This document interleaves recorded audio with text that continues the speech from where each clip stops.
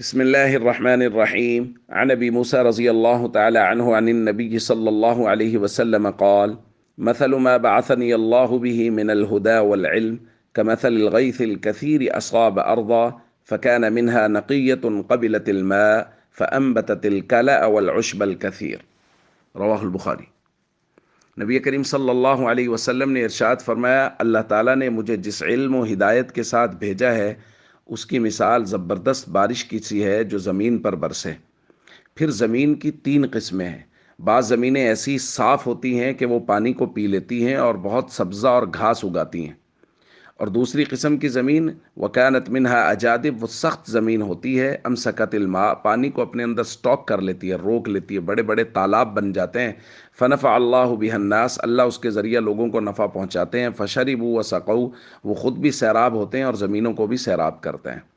اور تیسری قسم واصابت منہا طائفۃ اخری، ایک تیسری قسم کی زمین ہے، انما ہی قیعان، یہ بالکل بنجر زمین ہے، لا تمسک ماء، نہ تو یہ پانی کو روک سکتی ہے، ولا تنبت کلا، اور نہ ہی یہ کوئی سبزہ وغیرہ اگاتی ہے۔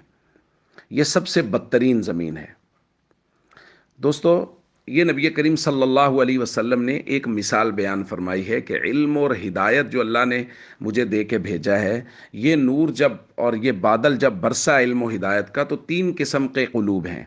بعض قلوب تو حضور علیہ صلاۃ والسلام نے فرمایا ایسے ہیں جو ان کے ظاہری الفاظ کو بھی لیتے ہیں اور ان کے معنی و مفاہیم کی گہرائی تک بھی پہنچتے ہیں۔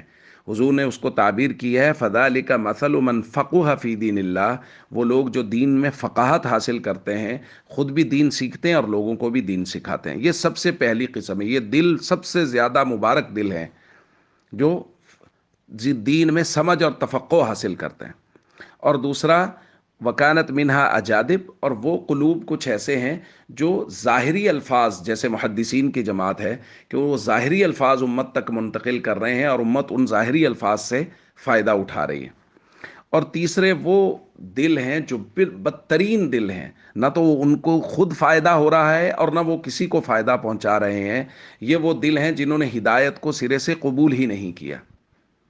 تو دوستو، یہ تین قسمیں ہیں نبی کریم صلی اللہ علیہ وسلم نے جو دلوں کی بیان فرمائی ہیں۔ ہمیں اپنے دلوں کو پہلی قسم کا رکھنے کی کوشش کرنی چاہیے۔ ہم ہدایت کو قبول بھی کریں اور ہمارے ذریعہ سے ہدایت آگے بھی پھیلے۔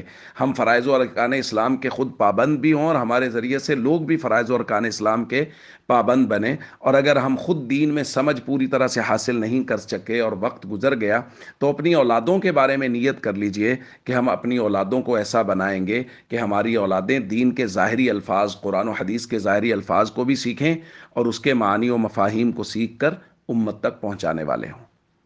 السلام علیکم ورحمۃ اللہ وبرکاتہ۔